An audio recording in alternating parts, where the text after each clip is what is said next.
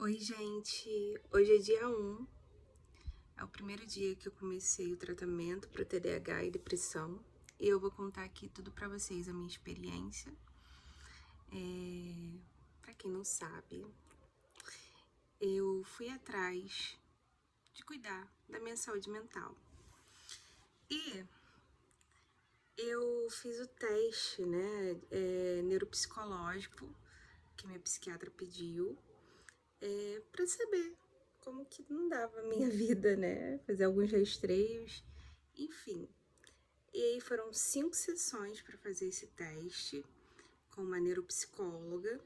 E no final dessas 5 sessões, esperei uns 15 dias para receber o meu diagnóstico, né? E o diagnóstico veio que eu tinha o TDAH da forma desatenta e hiperativa, mais depressão.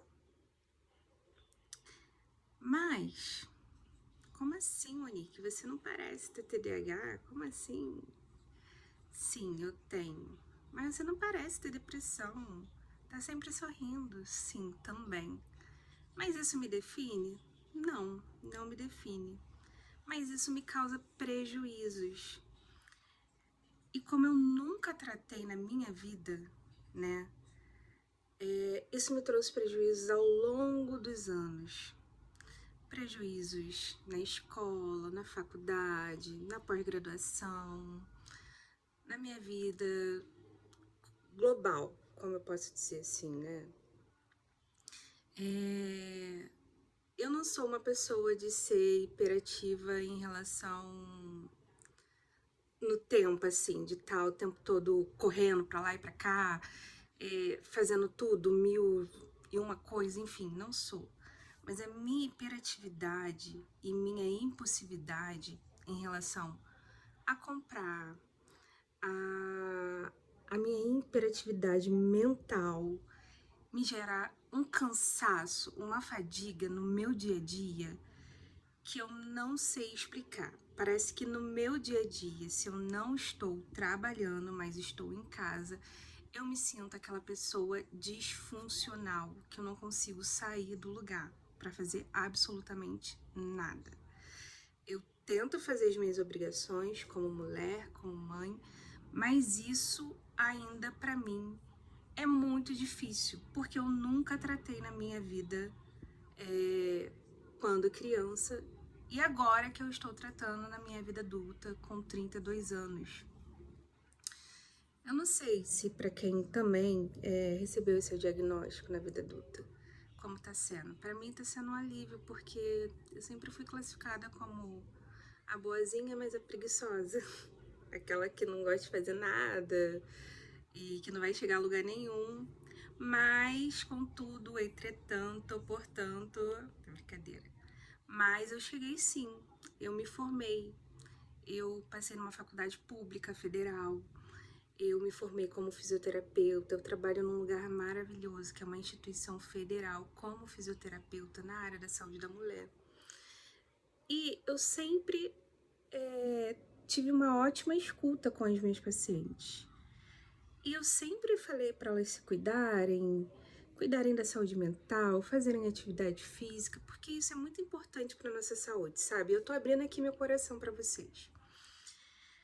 Mas eu nunca dei seguimento a esse cuidar da minha saúde, sabe? E eu falei, não, peraí, eu vou iniciar. E eu iniciei no ano passado.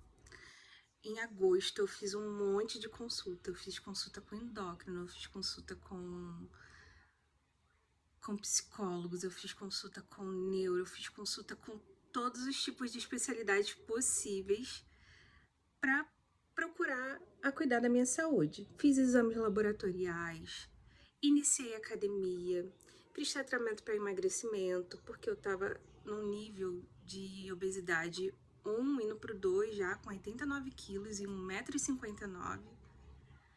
E aquilo tava me atingindo muito, porque eu não conseguia emagrecer, eu não conseguia fazer nada para que isso acontecesse.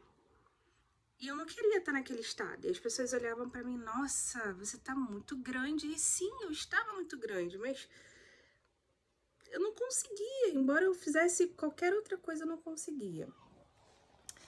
E aí, eu busquei ajuda de profissionais da área da saúde, onde foi passado medicações, onde foi recomendada atividade física, e eu tô seguindo até hoje. Hoje eu falo com vocês aqui,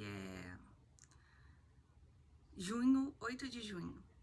E até hoje eu tô seguindo fazendo tratamento, tô fazendo atividade física de forma regular, no mínimo 2 vezes na semana. É o que eu consigo, mas isso tá quebrando paradigmas pra mim.